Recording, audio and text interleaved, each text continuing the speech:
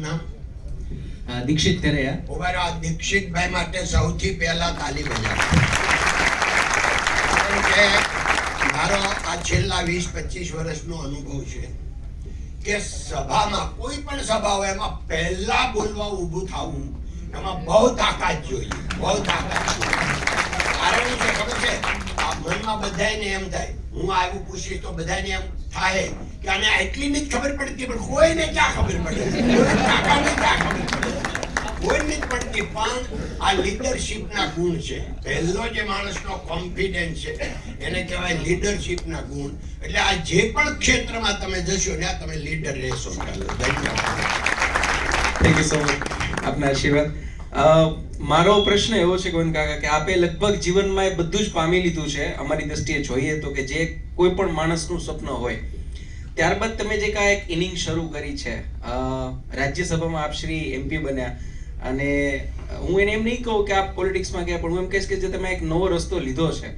મારે આની પાછળનું પર્પસ જાણવો છે કે એ કયો મેઇન પર્પસ છે જેથી તમે આ રસ્તો લીધો?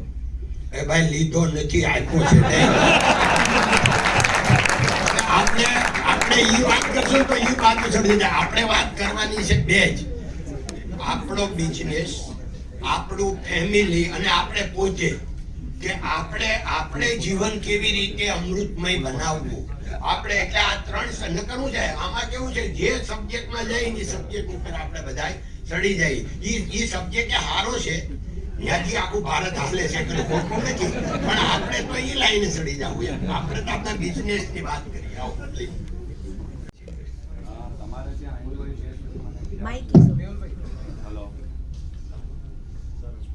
હલો, મારું નામ નેવલ કનાણી છે. હું BNI ચેપ્ટરમાંથી છું. હવે મારે પૂછવું કે તમારી પાસે આવડો મોટો સ્ટાફ છે, તો જ્યારે આજે કોઈને 15-20 માણસોને રિટેન કરવા બહુ અઘરા પડે, ત્યારે તમે 18,000 જેટલા માણસોને કરો છો અને 400 ગાડી ફોર્ડની આપી, તો નરેન્દ્ર મોદી અહીંયા આવીને ગિફ્ટ આપી હતી. આવો કદાચ બીજા કોઈ કંપનીમાં કરતા નથી. તો તમે એના માટે ટિપ્સ આપો કે how to retain the staff અને how to maintain the staff. કે આજની તારીખે સૌથી અઘરામાં અઘરું છે માણસોને મેન્ટેન કરવા, રિટેન કરવા અને આગળ ગ્રોથ કરવા. ધન્યવાદ. બહુ સરસ પ્રશ્ન છે. આપણા બધાને જ કામનો છે.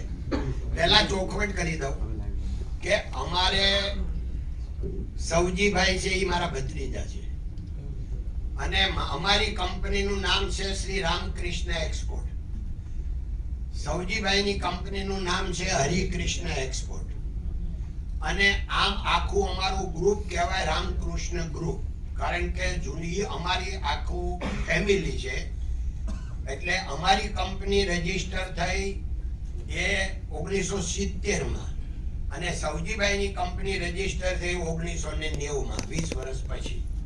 એ અમે લોકોએ જ કરી. મારા ભાઈના દીકરા છે એમની કંપનીનું નામ છે બાલકૃષ્ણ, અને એક મારા બનેવીની કંપનીનું નામ છે શ્રી કૃષ્ણ. એટલે અમે બધા જે અમારા ગ્રુપની કંપનીઓ છે એ ઓલા રામકૃષ્ણને આધારે બધાના નામ અમે રાખ્યા છે. એટલે ગાડીઓ જે આપી એ સૌજીભાઈએ આપી, પણ એનો અર્થ એવો નથી કે સૌજીભાઈ ગાડીઓ આપી અને એનું ને અમારું બે ઓલું કોમ્પ્લિક છે. અમે લોકો અમારી રીતે, અમારો રસ્તો અલગ છે, એનો રસ્તો અલગ છે. વેચવાનું કામ અમારા કાકા ભત્રીજાનું હરખું છે. દાખલા તરીકે ગઈ દિવાળી અમે 1000 વર્કરને સોલાર પેનલ આપી. તો અમારું કામ એ રીતનું છે કે પેલામાં હવે હું એને ગાડીઓ આપીને હું ગાડીઓ આપી તો અમારા કાકા ભત્રીજાને અંદર કોમ્પિટિશન થાય. અને તમને જાણીને આનંદ થશે કે અત્યારે અમારી પાસે 7000 માણસો છે, 7000 સૌજીભાઈ પાસે છે. એટલે આખું ગ્રુપ, જ્વેલરી બધું ગણીએ તો તમે કીધું એમ 17-18 હજાર થાય, પણ આપણી ગણી 7000 ની. પણ અમારે કાકા ભત્રીજાને કંપનીમાં જ્યાં 14000 લોકો છે એ ટોટલ નિર્વ્યસની છે. અમારી કંપનીનું સેન્ટેન્સ છે આપ વ્યસન છોડો અગર કંપની છોડો. એટલે નિર્વ્યસની છે. એનો બેનિફિટ અમને શું મળ્યો?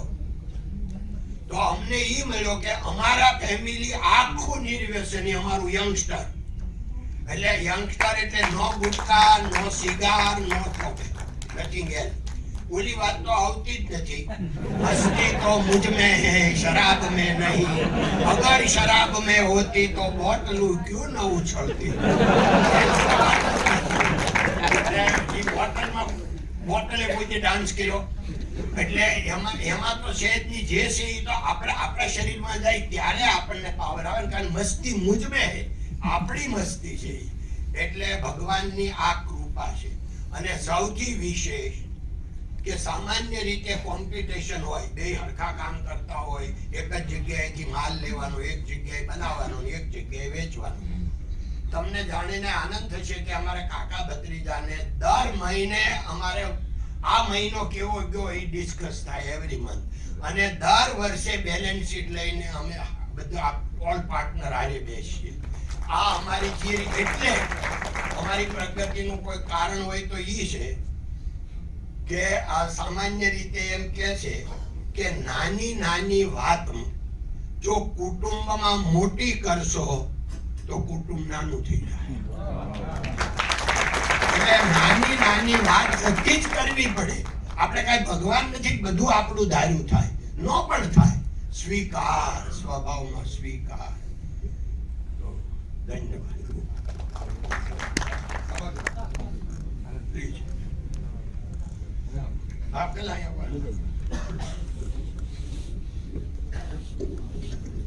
કાકા, મારું નામ ગૌરવ મહેતા છે, અમદાવાદથી આવું છું. આટલું મોટું એમ્પાયર આપે કલેક્ટિવ એફર્ટ્સથી ઊભું કર્યું, તો ઘણા બધા લીગલ કોમ્પ્લાયન્સીસ હોય, ગવર્મેન્ટ કોમ્પ્લાયન્સીસ હોય, ઘણા બધા કામ કરવા ગવર્મેન્ટ ઓફિસીસમાં જવાનું હોય. તો અત્યારે એક એવું કલ્ચર ઓલરેડી ડેવલપ થઈ રહ્યું છે, એને કહેવાય ઔપચારિકતા, ફોર્માલિટીઝ. એને આપણે બીજા શબ્દમાં કહીએ બ્રાઇબ કે લાંચ, રૂશ્વત કે કરપ્શન. તો એવા કોન્ફ્લિક્ટમાંથી તમે તમારા મોરલ વેલ્યુઝને કેવી રીતે સાચવ્યા છે? How you deal with that? બહુ સરસ. આપણા બધાને કામનું છે અને કોમ્પિટન્સનું છે. જો moral value it must be important our life. Moral value ઈ જ લાઈફ છે, એનાથી આગળ કઈ છે જ નહીં. પૈસા 10 કરોડ છે કે 100 કરોડ છે કે 1000 કરોડ છે, કોઈ કાંઈ પૂછવા આવતું નથી. અને ઓછા પૈસા હોય તો અહીંયા બેઠેલા એવા કોઈ નથી કે એના પાસે એટલાય પૈસા નથી કે પ્લેનની ટિકિટ ન ખરીદી શકે, હોટેલમાં રાત ન રહી શકે. તો હવે માનો આ લાઈફ તો તમે જીવો જ છો, આપણે જીવી છીએ. હવે પેલા શું કરે, મુકેશભાઈ અંબાણી શું કરે, આનાથી ઉપર કાંઈ છે લાઈફમાં? એને ચાર્ટર્ડ પ્લેન હોય ને આપણે પેલામાં જઈએ પબ્લિકમાં. ઈ જ ફરક. બીજો શું ફરક? તો પૈસા સાધન છે, સાધ્ય નથી. પૈસા છે તો આપણે ભાઈ ગાડી આવે, પણ ગાડી આવે તો સુખ મળે, પણ ગાડી દુઃખ પણ આપે. બોલો ભાઈ, અમદાવાદનો જેલમાં હું છોકરો નામ? હા, તથ્ય પટેલ. બધા ઓળખો છો? આ ગાડીનો પ્રતાપ. આ ગાડી તો ભાઈ પૈસાથી જ ગાડી આવી. ગાડી મળે એટલે સુખ મળવું જોઈએ. મળ્યું? જેલમાં જવું પડ્યું. એટલે પૈસાથી સુખ મળે એનાથી બીજું મોટ જૂઠાણું છે જ નહીં. સુખ સ્વભાવથી જ મળે. સ્વીકાર, સ્વભાવમાં સ્વીકાર. કોઈ પણ ક્યાંય વાત આવે ત્યારે આપણે એક જ વાત માનવાની, હું કઈ ભગવાન નથી કે બધું મારું ધાર્યું થાય, ન પણ થાય. સ્વીકાર, વાત પૂરી. એટલે બહુ ભરપૂર જીવન છે. હું તમને આ થોડીક વાત, મારે બધી વાત તો મારી જ કરવાની નથી. ડોંગરેજ મહારાજનું ઈ પણ સેન્ટેન્સ છે કે આપ વખાણ ઈ મૃત્યુ બરાબર છે. પોતાના વખાણ કરવા ઈ મૃત્યુ બરાબર છે. આ હું સમજુ છું, અને છતાં આપને કહું છું કે અમારે વાત જ્યારે આપના હૃદય સુધી પહોંચાડવાની હોય તો મારે એક્ઝામ્પલ તો મારી પાસે કઈ એવું ભણતર તો છે નહીં કે હું કઈ આમ જોડે. મારી પાસે છે એ ખાલી અનુભવ છે ને એક્સપિરિયન્સ છે, એટલી જ વાત કરવાની છે. તો તમને સુખનું સરનામું આપું કે મારા વાઈફ છે ને એ અભણ છે અને હું હાથ ચોપડી ભણેલો. હવે અમે જ્યારે બંગલો બનાવતા હતા 1982માં, તો મને આર્કિટેક્ટ કે મારા ભાભીને મળવું પડશે, કારણ કે એની બધી શું શું જરૂરિયાત છે એ પ્રમાણે આપણે બંગલાનો પ્લાન કરીએ. મેં કીધું ભાભીને છે ને એક ગોળો પાણીનો, એક હેલ, 6 ગ્લાસ, 2 લોટા અને 3 તપેલી અને આપ જે શાક બનાવવાનું, આટલી જરૂરિયાત છે. હવે વધારે જેટલું થાય ને એ બધું બનાવીને પછી એને વાપરતા શીખવાનું છે. બધું ભાભીની મીટિંગ કરીને શું કરે. હવે આ બંગલો બનાવ્યો, સુરતમાં નંબર 1 ઈ ટાઈમે 1986માં અમે રહેવા ગયા, નંબર 1 આખા સુરતમાં બનાવ્યો. પછી હું ઈ કાકીને લઈ ગયો હોંગકોંગ, આખું ઈસ્ટ, સિંગાપોર, હોંગકોંગ બધું બતાવી દીધું. 6 મહિના પછી આખું યુરોપ બતાવી દીધું અને 1 વર્ષમાં આખું અમેરિકા બતાવ્યું.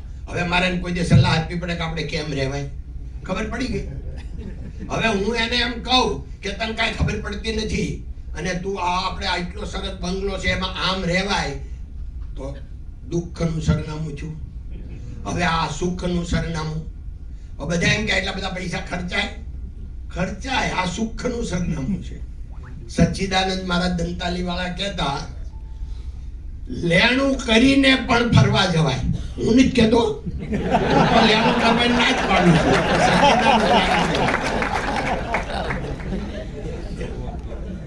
પણ ફરવાથી નોલેજ બહુ વધે, એટલે ફરવાનું મેક્સિમમ રાખવું, પણ ઓવર નહીં એમ. પ્લીઝ.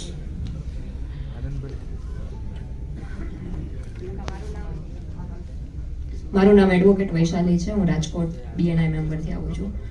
તમે જેમ કીધું કે તમે 7મા ધોરણની પરીક્ષા આપ્યાથી જ તમે મહેનત કરો છો ને અહીંયા સુધી પહોંચ્યા છો, તો આજે જોઈએ તો નાની વસ્તુમાં આજના યંગસ્ટરને ડિપ્રેશન આવે છે ને સુસાઇડ કરે છે. તો આ બધા સ્ટેજમાંથી કેમ પાસ થવું? કારણ કે એ સ્ટેજ એવું છે કે દરેકની લાઈફમાં આવે છે. બેન, બહુ સરસ વાત કરી. કારણ કે આજનો જે સમય છે એમાં તાત્કાલિક શોર્ટ માઇન્ડ થઈ જાય એવું બધાને લાગે છે. પણ આમ જો આ બધું પહેલાય હતું, પહેલા ખબર ન પડતી, પહેલાય હતું. પણ પહેલા, હવે અમારા ગામની જ વાત કરું તો હું જ્યારે ભણતો હતો તે દરેક છોકરાએ એક મેસેજ વારો આવે કે આ દિવસે લાવવાનો. તો અમારા ગામના એક રવજીભાઈ કરીને હતા, એ મેસેજ વાંચ્યો એને કે અમારા દુધાળા ગામમાં એક બેન અકસ્માતે કૂવામાં પડી ગયા અને એનું મૃત્યુ થયું. તો આ તો હું 65 વર્ષ પહેલાની વાત કરું. તો એ છે ને આવો કાયદો ને વ્યવસ્થા નહોતી. એક પોલીસ આવે ગામમાં, એ લખીને જે લખાવે ઓલા સરપંચ એ લખીને વયા જાય. ખરેખર એને સુસાઇડ કર્યું, એટલે સુસાઇડ એનું ખૂન થયું હતું. એ બેન ગયા હતા, કારણ કે હવે કહેવાય શું કામ કે એ ભાઈ જેને ખૂન કર્યું એ નથી. હવે ગામમાં એટલે કોઈ સાંભળે એમ નથી, મારે કોઈ જવાબ આપવો નહીં, તેથી નો કહેવાય. પણ આપણને જાણવા મળ્યું કે એ ખાલી કઈ પાણી ભરી આવી, આમ કુવામાં પાણી ભરવા ગઈ, એને ધક્કો મારી દીધો. હવે આવા ખૂન ખરાબ હોય તો એ ટાઈમે કોઈ કાયદો ને વ્યવસ્થા હતી નહીં. એટલે એક અમારે હું જાનમાં ગયો હતો એ બેનને, અને એ બેને 10 વર્ષ પછી આ પોતે બળી ગયા, એને સુસાઇડ કર્યું. તો કહેવાનું શું છે કે ત્યારે આ હતું, આ 50 વર્ષ પહેલા હતું સુસાઇડનું, અત્યારે છે. પણ અત્યારે કેવું છે કે એટલું બધું પેલું વધી ગયું છે, આપણે કરે શું કે ઇંગ્લિશ કોમ્યુનિકેશન, એટલે મીડિયા, સોશિયલ મીડિયા, એટલે આપને વધારે લાગે છે કે આ બધું બહુ થઈ ગયું છે. ભાઈ, અત્યારે જે છોકરાઓ છે ને શોર્ટ માઇન્ડ, એને એટલું ધ્યાન રાખવાનું કે એને બહુ ઉતાવળા નહીં થવું. ધૈર્ય, એને કહેવાય ધૈર્ય કંધા, એટલે ધીરજવાન બનો. ધીરજ એક શબ્દ આવી જાય ને, ધૈર્ય, એટલે બધું આવી જાય. અને એને એ ખબર હોવી જોઈએ કે આ હું જે માનું છું એ સાચું નથી, હું આજે સાચું માનું છું. હવે મને માનો, અમે બે મિત્રો એક ટ્રેનમાં હારે થઈ ગયા, જૂના મિત્રો, 50 વર્ષ પહેલાના હતા. અમે બે વાત કરતા હતા કે આપણે બે ઓફિસમાં બેહતા હતા. હું તમારી પાસેથી 500 રૂપિયાનો માલ લેતો હતો, તમે મને 500 રૂપિયાનો વેચતા હતા.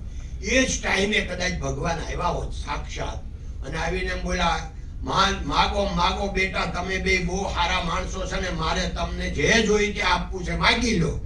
તો અત્યારે જે આપણને મળ્યું છે ને એ આપણે માગી નો એ કહેવત. કેમ? ત્યારે નહીં, ટીવી નહોતા, મોબાઈલ નહોતા, એ તો બધું રહી જાય. અચ્છા, આપણે ગાડીઓ એમ્બેસેડર ને ફિયાટ બેમાં જ આખી જિંદગી આપણા વડીલોએ પૂરી કરી.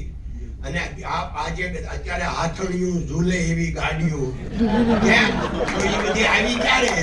અરે એ તો બધી 2000 પછી આવી. તો આ બધો સમય આવ્યો છે એટલો બેસ્ટ, એમાં આપઘાત કરવાનો સવાલ જ ક્યાં છે? ખાલી મનને સમજાવવાનું છે જે છે. હા, લેણું નહીં કરતા. શું બતાવી દો બધાને? બતાવવાનું નહીં ભાઈ.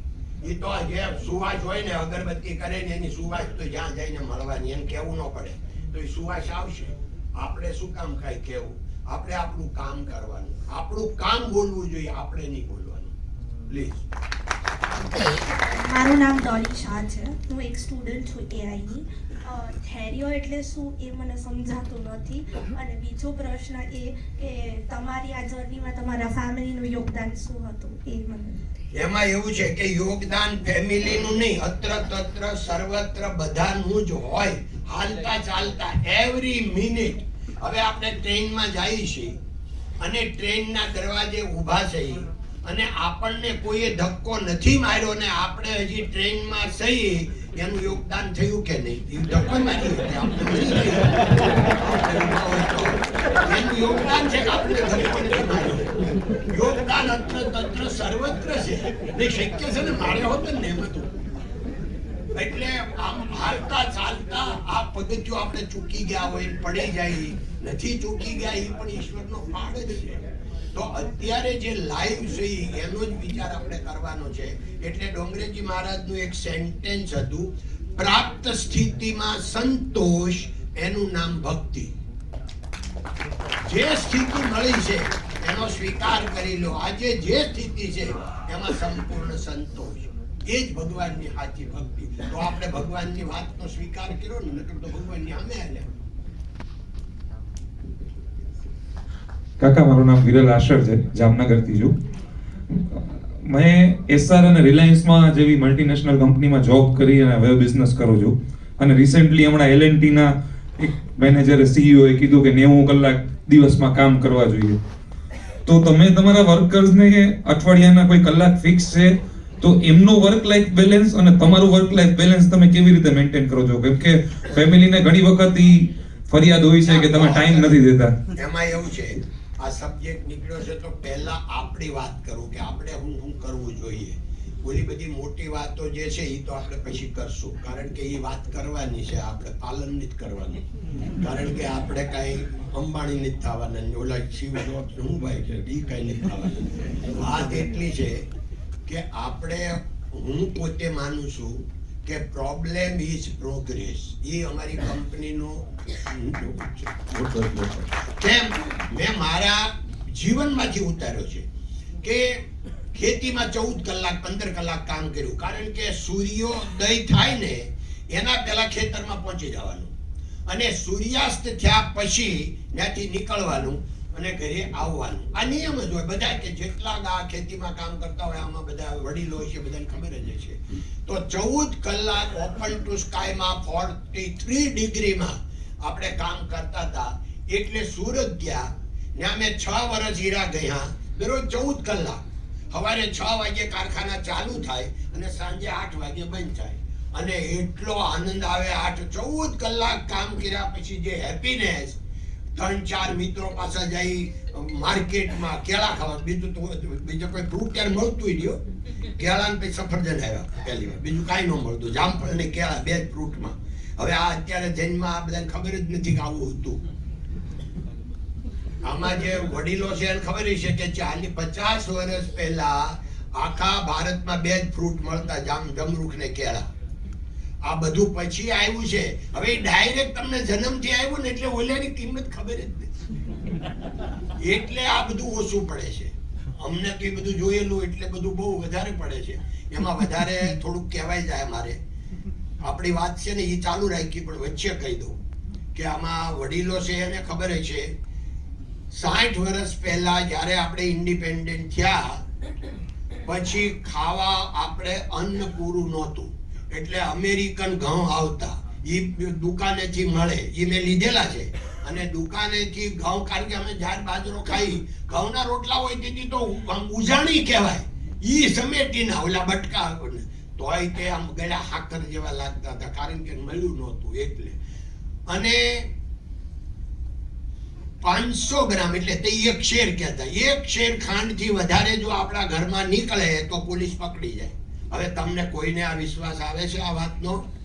અને 50 વર્ષ પહેલા બધા વડીલોને ખબર છે કે આખું બંધી હતી ખાંડની, હતી જ નહીં, બધી ઇમ્પોર્ટ કરવી પડતી હતી. ઇમ્પોર્ટ કરવાના સરકાર પાસે ઊંડિયામાં ઓલું નહોતું, શું કહેવાય એને, રિઝર્વ નહોતું. એ ક્યાંથી લાવે? કોઈ પણ ને ઘરે 500 ગ્રામ કે ને એ કોણ આપે?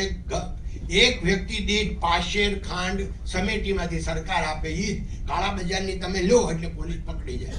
લગ્ન પ્રસંગ હોય, આજે આપણે આવા બધા લગ્ન પ્રસંગ કરીએ છીએ, 1000, 2000, 5000, 10000, ત્યારે 15 માણસો વર તરફથી, 15 કન્યા તરફથી લગ્નમાં 30 માણસોનું જ તમે જમણ બનાવી શકો. અને અમે જોયું છે અમારા ગામમાં કે જમણ 50 જણાનું 60 જણાનું બનાવ્યું હોય તો અડધું હંગરી રાખે બીજે, અને અહીંયા એટલું જ બતાવે, કારણ કે ઓલા તપાસ કરવા આવે તો પોલીસ પકડી જાય. 60 જણાને જમાડો તો પોલીસ પકડી જાય. હવે આ દુનિયા તમે જોઈ નથી, એટલે પહેલાની દુનિયા આ બધી જોઈ નથી ને, એટલે તમને અત્યારે જે મળ્યું છે ને એની કિંમત હા જેવા છે. આપણે હવે વિષયાંતર થઈ ગયો. હવે આપણું શું હતું ભાઈ?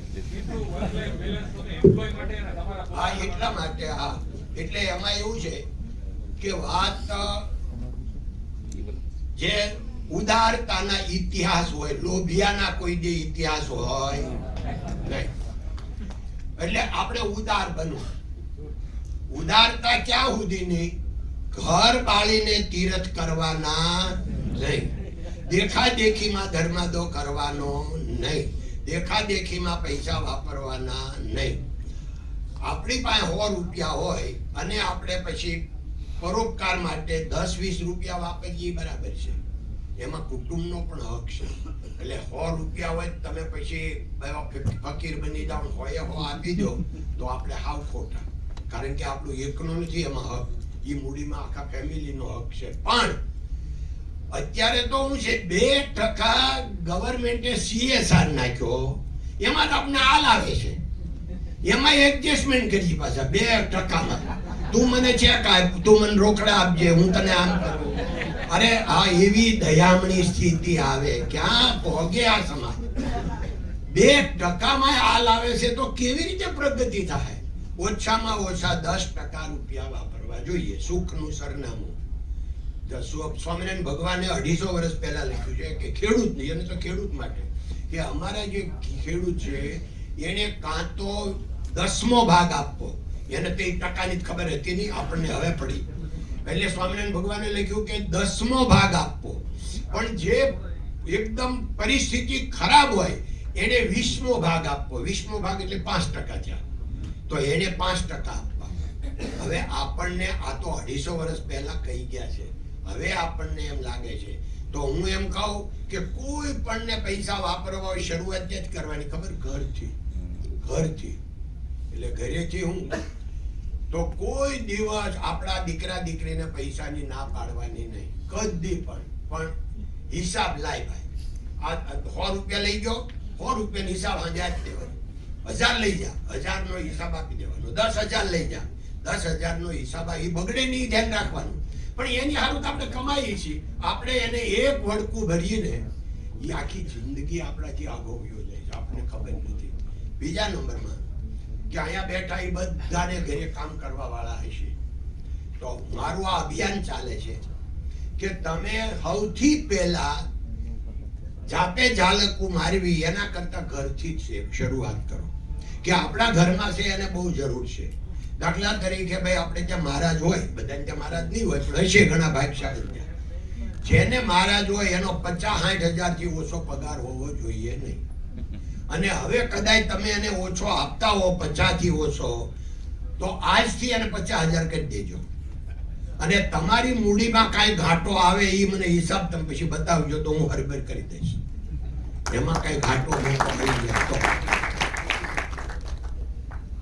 ડ્રાઈવર છે તો ડ્રાઈવરનો 40-50 હજારથી પગાર ઓછો ન હોવો જોઈએ. આપણો સારથી છે, આપણા ફેમિલીનું ઈ ભાવિ, ઈ તો ઘડતર છે, ઈ એના હાથમાં તો આપણું આખા ભાવિનું લગામ છે.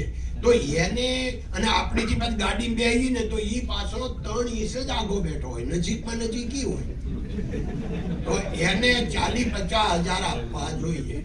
એને કદાચ ન આપતા હોય, ઓછા આપતા હોય, તો આજે તમે જઈને કહેજો કે ભાઈ હવે તારા આજથી 50,000. એ કે કાંઈ કેમ શેઠ તમારું ખાઈ ગયું છે? એને એમ કહેવાનું અમારું નહીં ખાઈ ગયું, પણ એ ગોવિંદ કાકો ગાંડો આવ્યો હતો એનું ખાઈ ગયું હતું, એટલે આ અમારે આપવા પડે છે. ઘર નોકરને 25,000 થી શરૂ કરવાનું. પછી હું કામ નહીં, એનો વાંક હું એમ મને સમજાવો ને તમે, શું કામ આપણે નથી આપતા? એને 7,000 માં 10,000 માં હું કામ રાખી છે? તો કોઈ પણ વસ્તુની નક્કી ક્યારે થાય? સપ્લાય અને ડિમાન્ડ. તો સપ્લાય, આજ એક ભાઈ કો હતા એ જ કહેતા હતા કે અમારે ભાઈ ફેક્ટરી અહીંયા એટલે સારું, આજ કામ જો યુરોપમાં કરાવે તો યુરોપના 2 દિવસનો 1 કલાકના 15 યુરો, એટલે એના જે 250 યુરો થાય 2 દિવસના, તો એ આખો મહિનો અહીંયા એટલામાં કામ કરે.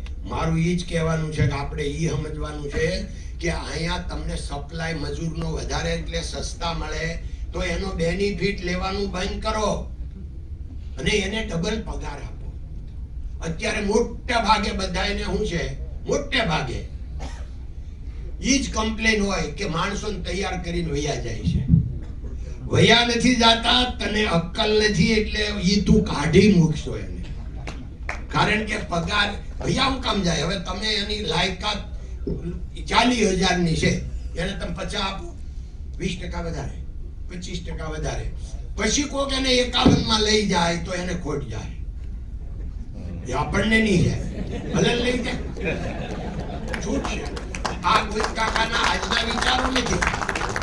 આ 30 વર્ષ પહેલા એક મારા મિત્રનો દીકરો 2nd જનરેશન આવ્યું હતું ને, એ મને કહેતો કાકા ફલાણાને તો હું બતાવી દઈશ, મારા 4 મેનેજર ઈ લઈ ગયો. તો મેં કીધું, બધી મેં એની વાત સાંભળી, ખાલી થવા દીધું, અડધી કલાક ઈ ભાઈને સાંભળ્યું. પછી મેં હળવું દઈને કીધું કે તારા 4 મેનેજર લઈ ગયો ને, હવે આજે જ હું તને ચેલેન્જ આપું છું, તું મારા 10 મેનેજર લઈ જા. તાકાત તારી જેટલી હોય એટલી વાપરી દે, મારા 10 મેનેજરને લઈ જા, છૂટ છે તને. અક્કલ તારામાં નથી એટલે ઓલો મેનેજર લઈ ગયો. મારા મેનેજર તારી પાસે આવે નહીં, તારી સામુય ન જોવે. કારણ કે હું એને એકલા પૈસા નથી આપતો, પૈસા અને પ્યાર, પ્રેમ બધું આપું છું. એટલે એ મને હું કામ છોડે? એટલે અમારી કંપનીમાં આજે નહીં 55 વર્ષથી નિયમ છે, પગારનો પી બોલવાની મનાઈ છે. કોઈ પણ સ્ટાફ કોઈ પગારનું ડિસ્કસ કરવા આવે એટલે છૂટો, રજા. કારણ શું છે કે એની લાયકાત કરતા આપણે 20-25% વધારે આપવાનો જ. હા, એકાદ વર્ષ કદાચ એમ આપણી ભૂલ થાય, એવું નથી કે દેર છે પણ અંધેર નથી, પણ એને તમે આપો તો પછી કામ કરે ને, એને બીજા કોઈ લઈને જાય ને, લઈ ન શકે. અને એ જાય તો તમારો એટલી બધી ગુડવિલ હોય કે તમારે ત્યાં બીજા લાઈનમાં 10 બેઠા હોય. બીજું, આપણે ટ્રેન કરીએ અને બીજા માણસો લઈ જાય તો એની સારી વાત શું? એટલે તમે એક માણસને ટ્રેન કર્યો, તમે એને કામે ચડાવ્યો, એના આખા કુટુંબનું આખી જિંદગી ભરનું તમે ભલું કર્યું, એને સ્કિલ આપીને, તો આટલું મોટું આનાથી બીજું પુણ્યનું કામ કયું હોય? તો આપણા માણસો તો બધા લઈ જ જવા જોઈએ. આ આપણી સ્કૂલ છે, કેમ નહીં?